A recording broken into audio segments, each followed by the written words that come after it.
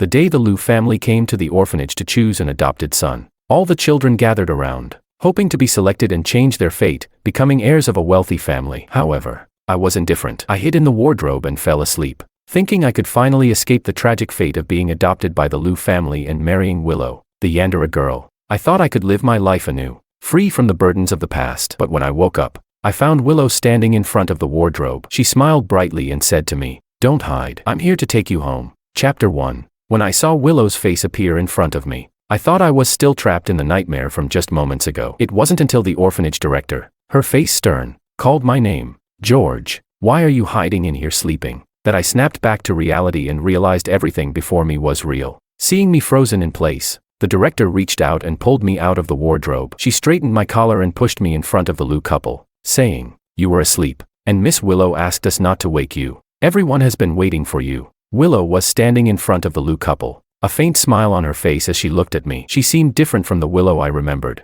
the one who had always been so cold towards me. She greeted me, saying, "Hello, George." For some reason, hearing my name come from her lips felt strange, unsettling. I frowned and averted my gaze. I couldn't help but wonder, why had they chosen to wait for me? They could have picked anyone else. I asked, "Why are you waiting for me?" The director bent down and explained, "They want to adopt you. You'll have a family now, with a mother, father, and a sister." Normally so serious, the director was smiling at me now. I figured she must be happy for me. After all, it was considered lucky for an orphan to be adopted, but the director didn't know I had been reborn. I already knew the Liu family would come today to adopt a son, which was why I had deliberately hidden in the wardrobe. Mrs. Liu took my hand gently and said, "George, come home with us." "Okay." Willow has always wanted a brother to protect her. "Will you be her brother?" This scene was exactly the same as in my past life. Memories from my previous life flashed in my mind like a slideshow. I quickly pulled my hand back and looked up at the director, saying, "Director, I don't want to be adopted by them."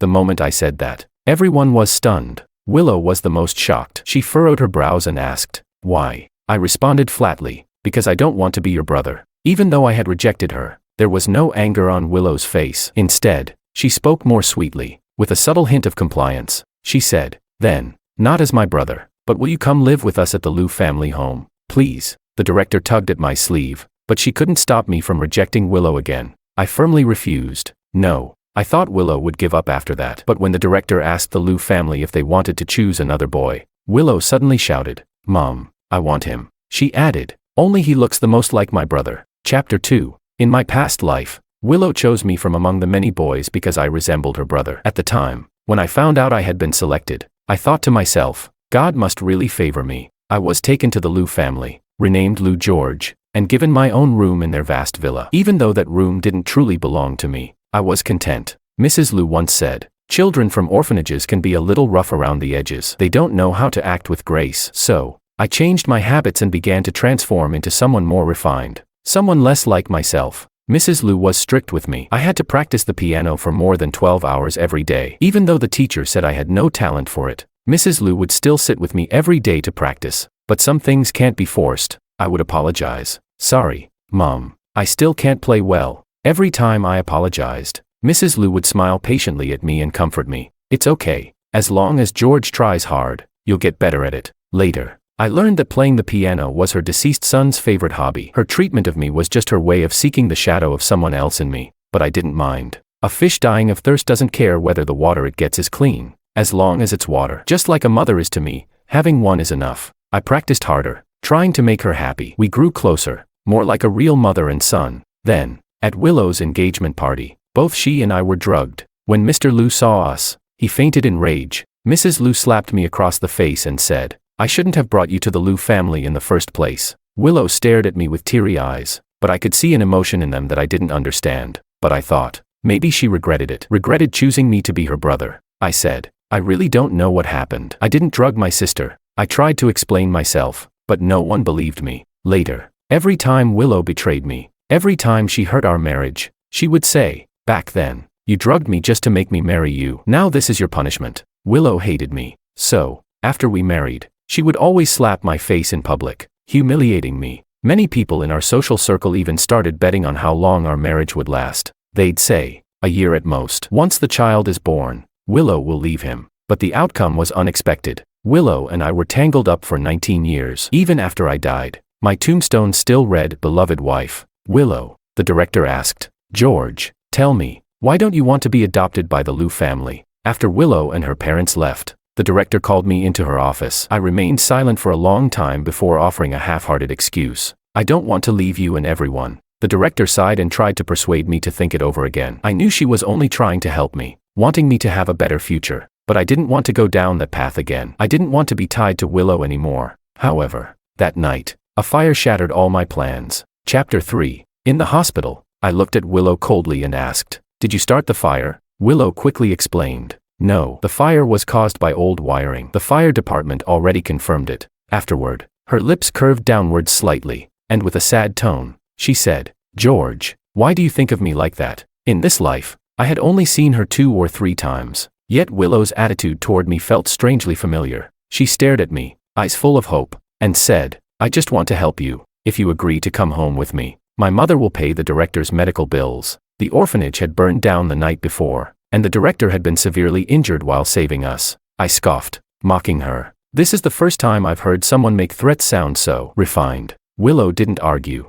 only muttered, "George, it's okay if you don't want to be my brother anymore. As long as you come to our house, that's enough." Her tone, almost pleading, made me curious. I asked, "Why do you want me to go to the Liu family?" Willow answered, "Because my mom has been really missing her brother lately, and you look so much like him. I just want you to go and keep her company." I was skeptical. Willow was acting too strangely. The spoiled and willful young lady I once knew couldn't have said something like this. I asked, "Is that all?" Willow hesitated for a moment, then nodded. "That's all." I didn't want to be involved with Willow again, but the director was still in the hospital. On the way to the Liu family home, Willow kept talking to me, but I remained silent. She probably knew she wasn't well liked, so she softened her tone and tried to justify herself. She said, "The Liu family can offer you a much better life. It's better than being in the orphanage." "Right, George, please don't be mad at me. I'm only doing this for your own good." She had said the same thing in my past life. Willow hated me for most of my life, but toward the end, when I was near death,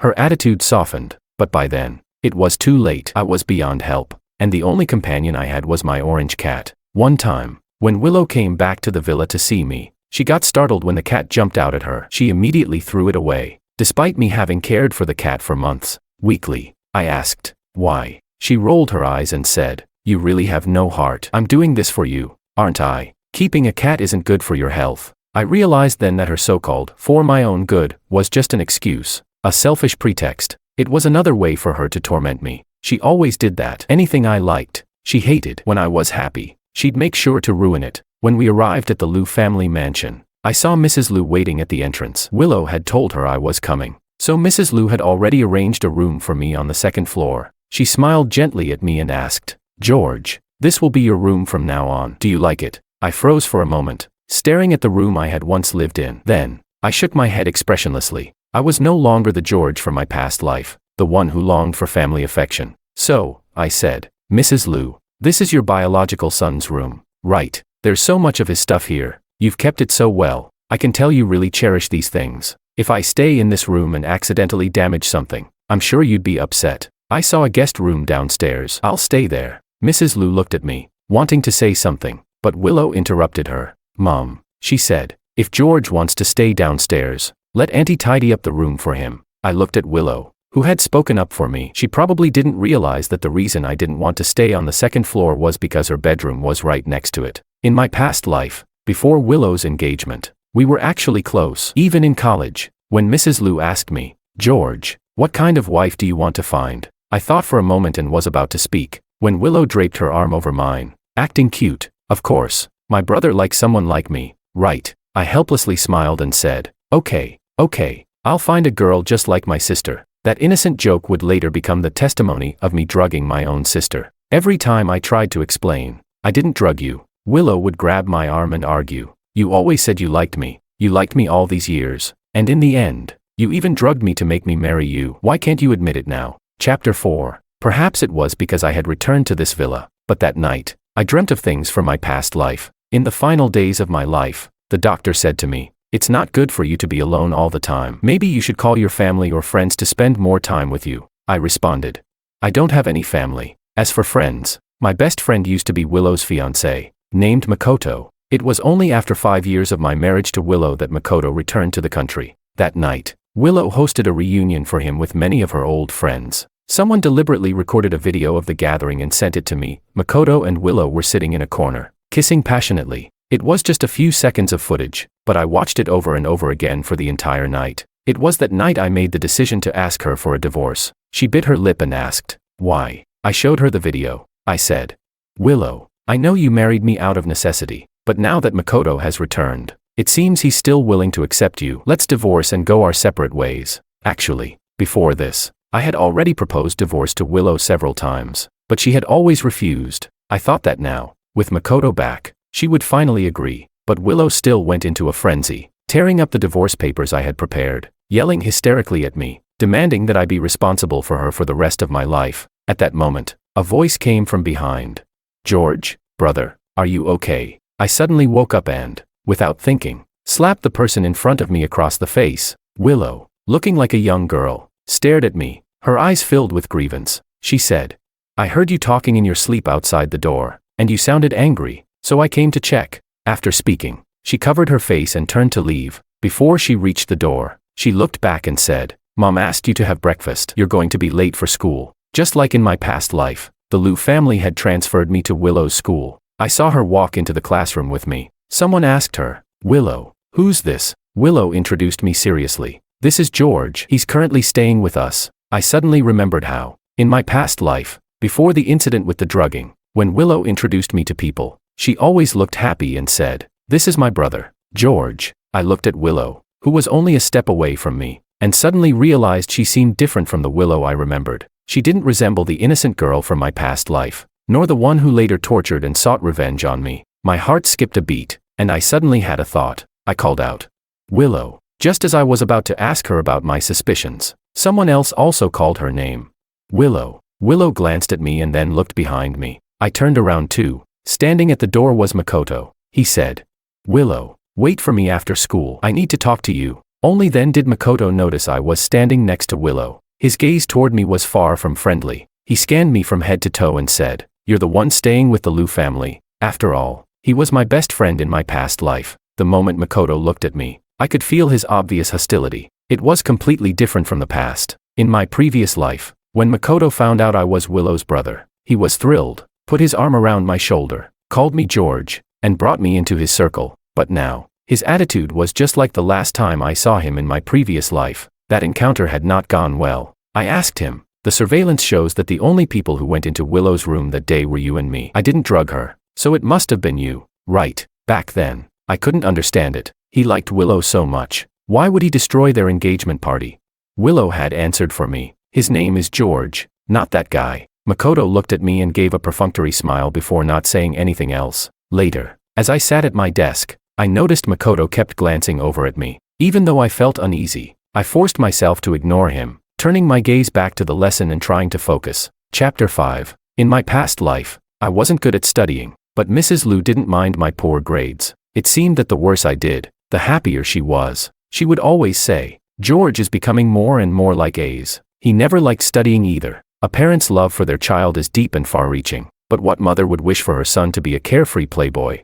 In the end, she never truly saw me as her son. To her, I was probably just a comforting substitute for her real son. In this life, I refused to live like I did in my previous one, spending the first half of my life as a substitute for someone else's son and the second half aimlessly wasting away. So studying became my only way out, but learning was not easy. Realizing that I couldn't understand any of the knowledge in the books, I felt a little defeated and stood up. Willow, who had been chatting with her best friend, noticed my movement and turned to ask, "Where are you going?" I impatiently replied, "The bathroom." I remembered that the school's bathrooms were few and far between, and there was always a line between classes. But today, for some reason, no one was there. It wasn't until I opened the bathroom door that I sensed something was wrong. Several students turned their heads almost simultaneously and looked at me as I entered. The person closest to me was Makoto. He tossed aside the cigarette he had been holding, glanced at the boy they had pinned to the floor, covered in dirty water, and then walked over to me. He smiled and said, "Just messing around with him.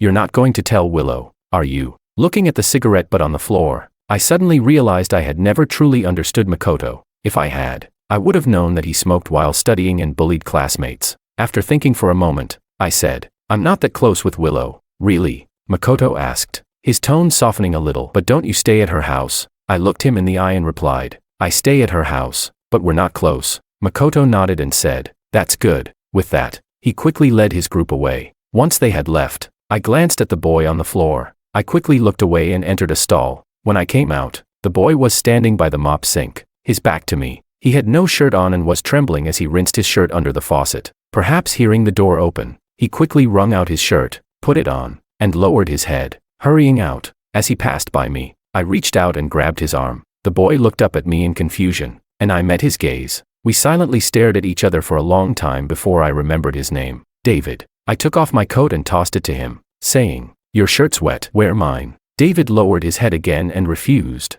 No need, I said. It's not about how uncomfortable the wet shirt is. It's about not getting sick and missing out on your grades. My words made David purse his lips, hesitating for a while before accepting my coat. Seeing him put it on, I secretly breathed a sigh of relief. I wasn't someone who liked to meddle. In my past life, I had transferred to this school only to have David commit suicide a few days later. The school explained it was due to family issues and academic pressure. But now, I began to suspect his reasons for ending his life were more complicated. Such a young life. Thank you, David said. Once he changed into my coat, the words, no need to thank me, were on the tip of my tongue, but I swallowed them back. After a moment, I asked David, you must be good at studying, right? I remembered David was the top student in his grade before he jumped. He was taken aback for a second and nodded. I'm okay. I glanced at the coat on his back and said, David, I'll lend you my coat if you help me with my studies. I gave him no chance to refuse and continued.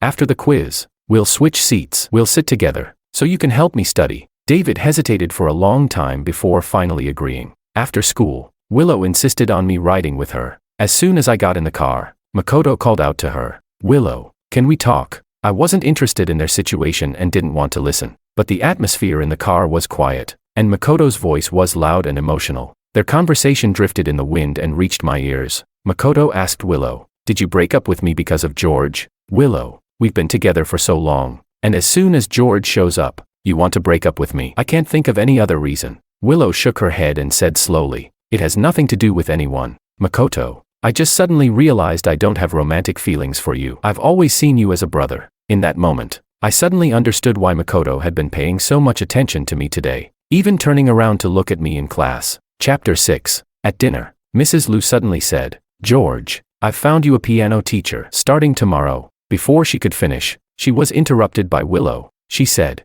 Mom, George doesn't like the piano. Don't force him to take up something he doesn't enjoy. Mrs. Liu awkwardly smiled but didn't press the matter further. I looked up at Willow, and my suspicion was further confirmed. In this life, I had never told Willow that I disliked the piano. The only person who knew I didn't like it was the Willow from my previous life. Back then, after she threw away my cat, my health deteriorated rapidly. Surprisingly, Willow, who had never been close to me, came back to take care of me. It happened to be our 19th wedding anniversary. Willow, who had always demanded gifts from me, unexpectedly bought me a piano as a present. But I had no interest in the piano, so I told her, I've never liked playing the piano. I only learned because your mother wanted me to. Her mood flipped immediately, and she returned the piano on the same day in a fit of pique. Now, however, she seemed like a completely different person, so gentle and caring toward me. Mrs. Liu, still not giving up, asked Willow, how do you know George doesn't like the piano? George, do you want to learn the piano? I quickly gathered my thoughts and politely refused. Auntie, I need to study. I really don't have time to learn the piano. After dinner, I was about to go back to my room to rest when Willow called out to me, George, after tomorrow's quiz, we'll rearrange seats based on grades. Where would you like to sit?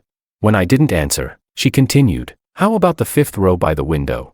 This was the same seat I always sat in during my past life. Willow looked at me expectantly, her eyes full of hope. I gave her a long glance and casually said, anywhere. My indifferent response seemed to please Willow. The next day, however, she saw me walk past her and sit next to David. George, Willow called out to me in front of everyone. She pouted, clearly unhappy, and asked, did you choose the wrong seat?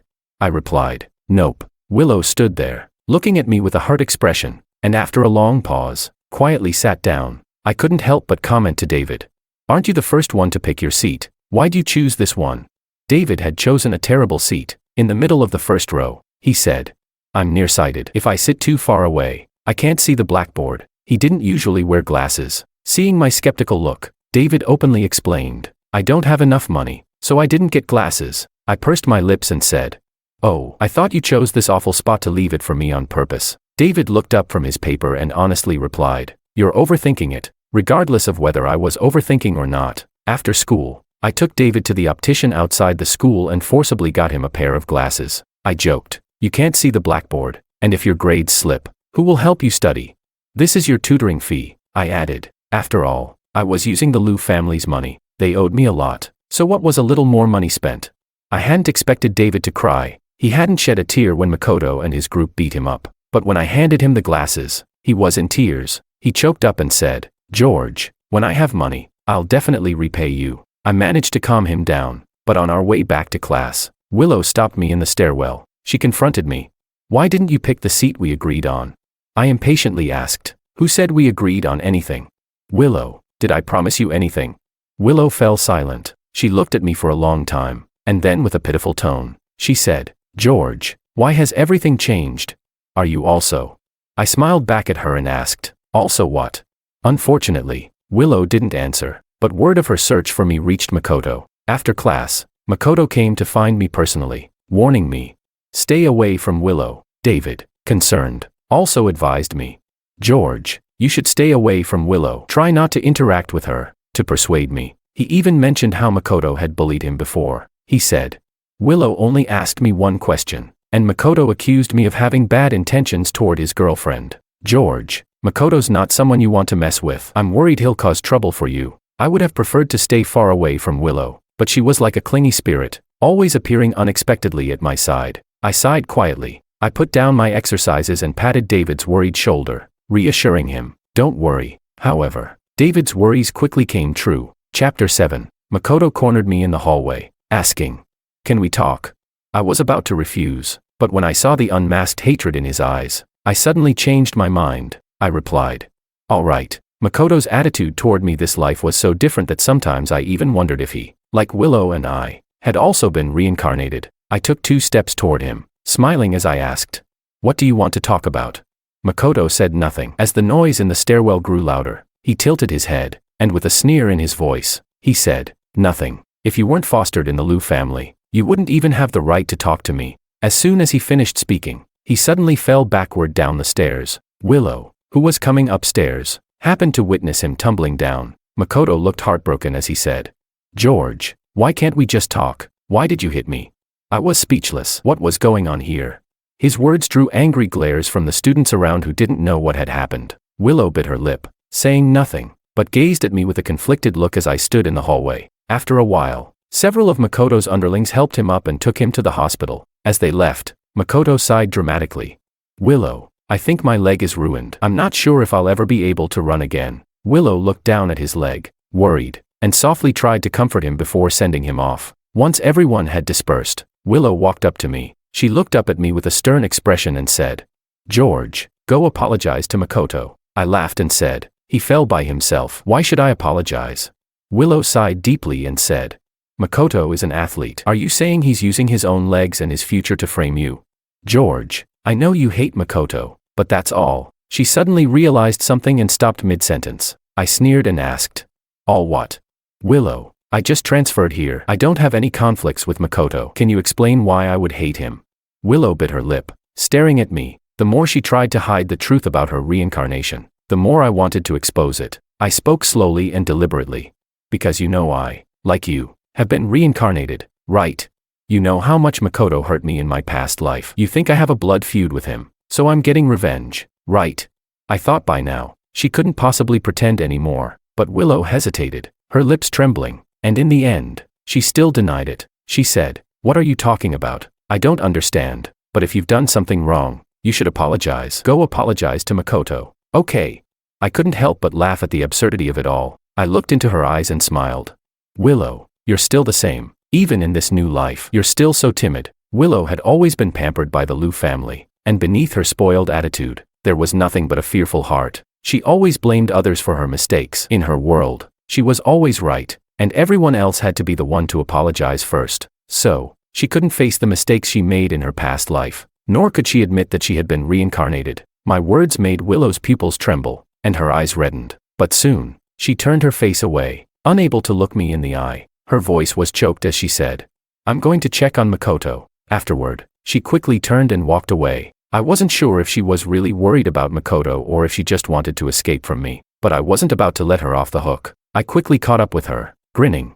"Didn't you think I hit him? Well, I'll go check on him too. Let's see if he's really hurt and think about whether it was me who attacked him." Chapter 8. When Willow and I arrived at the hospital, Makoto had already had his leg casted. He was lying in bed, and as soon as he saw Willow, he forced a bitter smile, saying weakly, "Willow, the doctor says my leg is seriously injured. I might never be able to run again." When he saw me following behind Willow into the room, he turned to face me with a questioning look. "George, what did I ever do to you? Why did you hit me? Do you know that I'm an athlete? If I lose the use of my leg, my life is over." I listened to his outburst impassively before asking with a smile, "Makoto, are you sure I'm the one who caused you to fall down the stairs?" Makoto, enraged, gritted his teeth and retorted, "At that time, it was just the two of us. Who else could it have been? I'll tell you, George, I was the long-distance champion in the city. If something happens to my leg, are you going to pay for it? If you don't apologize, get ready to be expelled from school." Willow, looking sympathetic, turned to me and said, "George, please apologize to Makoto." I ignored her and kept my gaze fixed on Makoto, continuing, "Do you really think there are no cameras in the stairwell? You can slander me just because there's no direct footage of what happened. Makoto, I suggest you look again. There might be surveillance in the nearby area that you didn't notice." Makoto's face stiffened for a moment. I saw that small change in his expression. Makoto hadn't been reincarnated. If he had, he would know that the surveillance in the opposite building could capture what happened in the stairwell. I felt a bit disappointed. I was about to leave when Willow, who had planned to follow me, was called by Makoto. "Willow, my leg really hurts. Will you stay with me for a while?" Willow glanced at Makoto, then turned to me. "George, can you wait for me outside?" Of course, I wasn't going to wait for her. Without a word, I walked out of the hospital. "George." Just as I returned to school, David rushed up to me, out of breath, and handed me a USB drive. "What's this?" I asked. David, panting heavily, said, "I heard about what happened with Makoto. There's no camera footage of the incident in the hallway, but I managed to find a camera in the opposite building that caught what happened. Makoto's dad is a shareholder in the school. I was worried they'd delete the footage, so I went to the surveillance room and secretly copied it." I felt a rush of warmth in my chest. I smiled at him and said, "David, I can't thank you enough. You're really a brother to me. I almost want to bow to you in gratitude." David pushed his glasses up the bridge of his nose. Despite his efforts to hide it, I noticed the corner of his mouth twitching, as if he couldn't suppress a smile. He feigned indifference and said, "Just go back to class. The midterms are coming up. You should focus on your studies." Unfortunately, the footage that David worked so hard to copy wasn't needed in the end. That evening, as Makoto was sneaking around the school looking for the surveillance footage, Willow and I caught him red-handed. Before I could speak, Willow walked up to him and asked, "Why are you here alone tonight?" Makoto stumbled over his words, unable to come up with a reasonable excuse. I couldn't stand the awkward silence, so I spoke up and said, "What's there to be confused about? Criminals often return to the scene of the crime." He's obviously worried, so he came back to look for the cameras. I pointed across to the opposite building and added, "The cameras you're looking for are over there. They cover this area, but I don't think you'll have time to delete them now, because I've already copied the footage." "Makoto, I'll ask you again, did I cause you to fall down the stairs?" Makoto gritted his teeth, and when he looked at Willow, he saw her staring at his casted leg. Willow asked, "How come you're still running around the school with a cast on your leg?" Makoto was visibly flustered. He fumbled with his words, and eventually, he had no choice but to admit, "Willow, I'm sorry. I was just confused at the time, and I mistakenly thought George pushed me. In reality, I wasn't paying attention and tripped on my own." Willow, with a cold expression, shoved him aside and walked away without saying another word. The next day, under my pressure, Makoto publicly admitted in front of the whole class that it was his own fault he fell. Chapter 9. In the second semester of our sophomore year, David and I applied to live in the school dorms. David's decision was prompted by his uncle moving out of town, and he didn't feel comfortable living alone. As for me, I'd had enough of the fake relationships in the Liu family. In this life, my connection with the Liu couple wasn't deep. They asked a few questions but didn't put up any resistance to my decision. The only one who objected strongly was Willow. "Why do you have to live in the dorms?" she asked. While packing my things, I responded impatiently, "It's more convenient, and I can focus on studying better." Willow didn't press further, and the room fell silent for a long while. Just when I thought she had left, I heard her voice, trembling and choked with emotion. "You're doing this because you want to get away from me, aren't you?" "George, I really thought we could start over, but you won't forgive me. You're still angry with me. I turned to look at her, her eyes shimmering with tears. I smiled faintly and asked, why would I be angry with you? Willow, you're acting strange. First, you say I hate Makoto, and now you're saying I hate you. Willow stared at me for a long moment. Slowly, she closed her eyes, then opened them again, letting her tears fall freely. She bit her lip and said, so you really do hate me. George, can't you just forget about the past? Can't we start over? I narrowed my eyes at her, mocking. Done pretending, are we? But Willow acted as though she didn't see the obvious disdain in my eyes. She continued, speaking as if to herself, George, heaven has given us another chance. Can't we forget about our past lives and start fresh? Willow truly was foolish to the core. Suppressing the anger welling up inside me, I sneered. Willow, I can't tell if you're stupid or just shameless. In our past life, I was the victim. I died a miserable death. If we're being playful about it, you're the debtor, and I'm the one owed. Now you're saying we should just forget everything, that I shouldn't collect, and you shouldn't pay back. Are you joking? Forgetting is easy for you, but not paying suits you even better. Why should I forget? Am I an idiot? But Willow still wouldn't give up. Through her tears, she said, George, I'll use this life to make up for what you lost in the last one. Okay. Before we got engaged in the last life, you told me you'd found a home of your own, and you were happy. If you let go, you could feel that way again. You could be best friends with Makoto. We wouldn't be siblings anymore, and Mom and Dad wouldn't stop us from being together. After we graduate college, I'll marry you. Mom and Dad will treat you like their own son, and we can live a happy life together. George, you can still have a home, our home. Let's start over. Okay. I stared at her coldly and said, no, I will never be friends with Makoto in this life, and I will never marry you. Willow, when will you stop being so ridiculous? Stop being so foolish, will you? Willow bit her lip and retorted, I'm not being ridiculous, George, there's nothing impossible. Her eyes gleamed with a kind of madness. Willow sometimes had the obsessive tendencies of a true lunatic. Not long after, Makoto also moved into the dorms. Strangely enough, he was placed in the same room as David and me. He tried multiple times to befriend us, but David and I ignored him each time. Then, the day before the final exams, Makoto suddenly barged into our dorm room, reeking of alcohol. What do you guys want from me? How can I make you forgive me? Just tell me straight. He slurred. I've apologized, given gifts, said everything I could think of, and every day you still glare at me with those sour faces. Who do you think you're impressing? I've never been humiliated like this before. If it weren't for Willow going to my dad and forcing me to be friends with you, I wouldn't put up with this crap. My dad's been telling me since I was a kid to please the Liu family, to please Willow, so she'd like me and marry me one day. I've been a simp for years, and then you showed up and ruined everything. Why?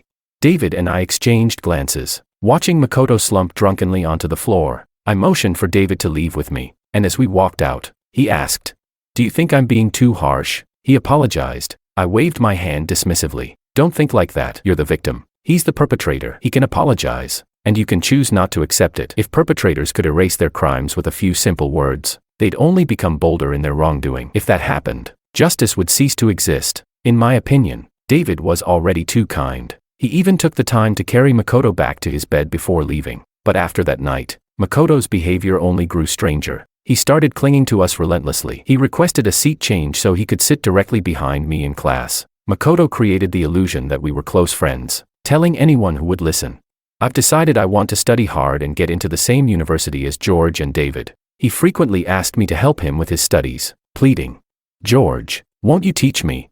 His tone was eerily familiar, reminding me of our past life. Back then, we had been the best of friends, and Makoto had used the same tone whenever he wanted me to do him a favor. One day, David pulled me aside and whispered, do you think Makoto has really changed? I looked over at Makoto, who was walking toward us, and let out a cold laugh. Maybe, but I still don't believe people change their nature overnight. No one suddenly becomes bad, and no one suddenly becomes good. Chapter 10. Life continued this way until the college entrance exams were over. Just as Willow had said, she was genuinely trying to make up for what she owed me in our past life. Piece by piece, she was working to restore the things I had lost. Through her persistent efforts, my relationship with Makoto improved slightly. The Liu couple also began treating me better. After the exams, they even brought me back to the Liu family home, saying they wanted to throw me an 18th birthday party. Makoto found out about it when he came to visit. He eagerly volunteered. I want to help with George's birthday party too. Willow nodded happily. Of course, you're George's best friend. He'll definitely be glad if you help. She then turned to me and said softly, George, You and Makoto are really getting along so well now. See, nothing is impossible. I knew exactly what she meant, but I merely smiled without arguing. On the day of my birthday, Willow gave me a watch worth over 3 million yuan. I didn't refuse it and accepted it graciously. After all, my relationship with the Liu family would only last until I turned 18. Once I left, I'd need plenty of money to get by. If they were willing to give, I had no reason not to take it. The Liu family was well connected in North City. Even for my birthday, many prominent figures attended. Some classmates also showed up. Makoto had invited them. The only person I invited was David. The grandeur of the party felt overwhelming, leaving both David and me feeling out of place. We slipped out to the backyard to escape the crowd. What are your plans for the summer? I asked. David took a big gulp of soda and replied softly. I'm planning to get a summer job. I need to save enough for my first year's expenses. I glanced at the expensive watch on my wrist and suggested that he let me join him. Before I could finish speaking, a sharp scream pierced through the air from inside the villa. When David and I rushed to the second floor, Willow and Makoto were already dressed. But the suggestive marks on their bodies and the disheveled state of the bedroom made it clear what had just transpired. In front of all the guests, Uncle Liu slapped Willow across the face. How could you do something like this? Don't you have any shame?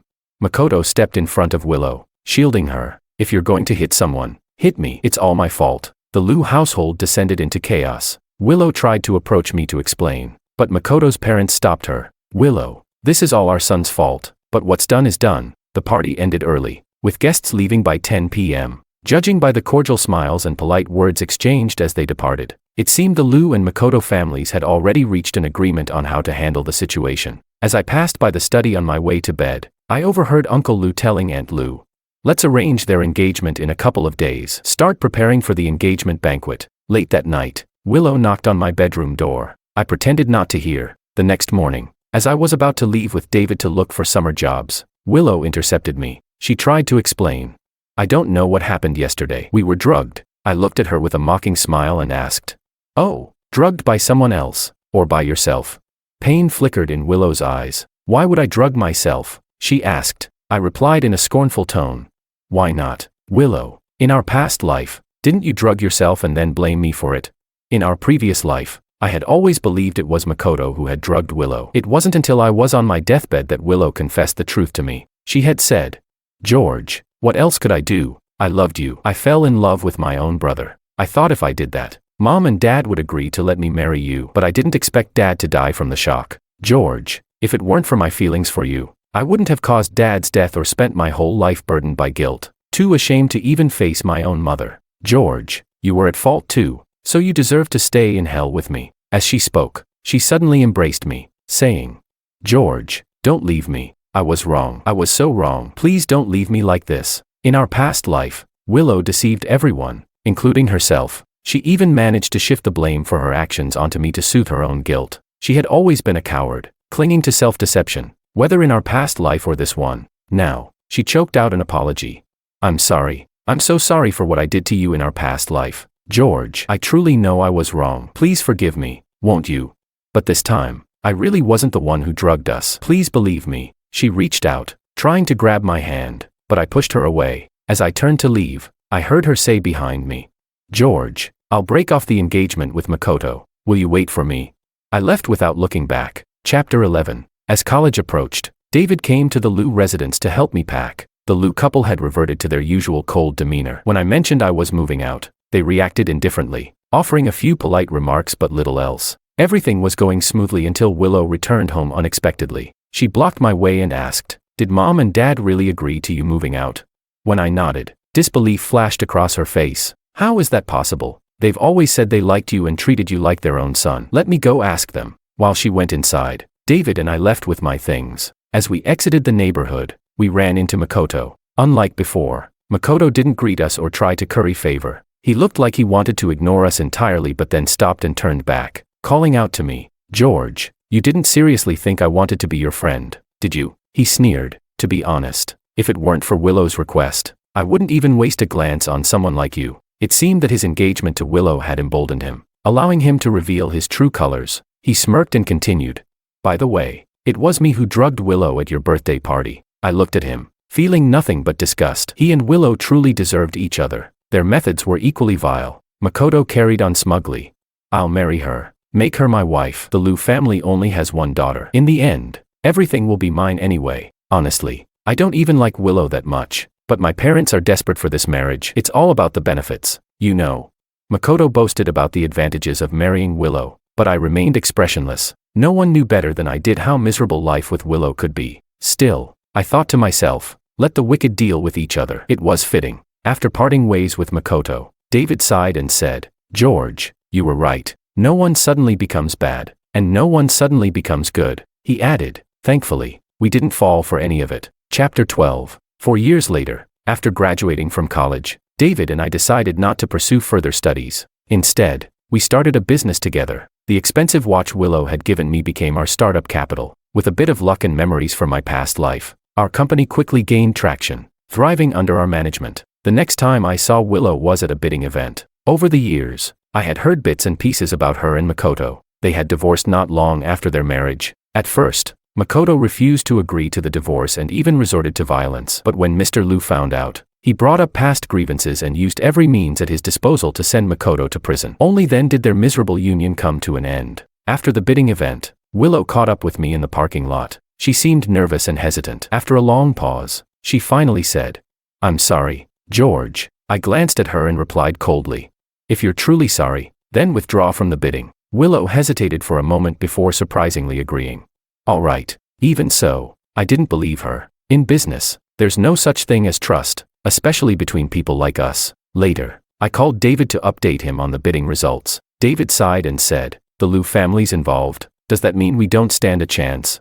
Not necessarily, I replied confidently. If the Liu family has sunk so low that they're competing with a startup like ours, it just shows how desperate they are. Trust me, this one's in the bag. David exhaled in relief, saying, if you're confident, then I feel better. A few days later, the results came in as expected. We won the bid. I turned to leave, planning to call David with the good news, but when I glanced back, I saw Willow standing not far behind me. The sunlight streaming through the glass illuminated me. While Willow remained shrouded in the shadow of the wall, she forced a faint smile and said, congratulations. My smile faded slightly, and a sense of annoyance crept over me. Of all days, why did I have to run into her today? Willow didn't seem to notice my irritation. She continued softly, I did what you asked. I withdrew from the bid. Frowning, I asked impatiently, what? Are you here to ask for a favor in return? She shook her head, her voice trembling. No, George, I just wanted to see you, to talk to you. I wanted to tell you that whatever you want me to do, I'll do it. I studied her for a moment and asked, anything? She nodded, yes, anything you say. I smiled coldly and said, all right. Then do me a favor and don't show up in front of me ever again. Can you do that? With that, I turned and walked away. After a few steps, I couldn't resist glancing back. Willow was leaning pale-faced against the wall, swallowing several pills. When she noticed my gaze, she gave me a weak smile and quickly hid the pills behind her back. Her eyes lit up as though she had found hope. There was no need for her to hide. I couldn't care less if she was sick or what kind of medication she took. I spoke my true thoughts calmly. To be honest, Willow, I'd rather tell you to die, but I know you'd never agree. So just stay out of my sight. That way, I can pretend you're already dead. I didn't linger. As I left, I caught her reflection in the glass, a broken figure crouched on the ground, sobbing into her hands. She looked like nothing more than a crumpled mess of filth. While discussing a project with David, he casually brought up the Liu family. It was then I realized I hadn't seen Willow in a long time. It was as though she had truly disappeared. The last I'd heard of her was a year ago. A business partner had mentioned she was ill. They say depression is terrifying. That Liu girl is a wreck now. She was fine before, but suddenly she fell apart, stays locked up in her house all day, won't see anyone. Mrs. Liu even hired a priest to perform rituals, like she was possessed or something. Can't handle light, can't handle people. The slightest thing sets her off. George. David's voice snapped me out of my thoughts as he patted my shoulder. What are you thinking about? I shook my head with a smile and returned to the discussion. Whatever happened to Willow was none of my concern. I only knew that I was doing well. I had friends, a thriving career. That was enough. In this life, I had achieved everything I had wanted in the last. Sometimes, I couldn't help but feel that fate had truly favored me this time.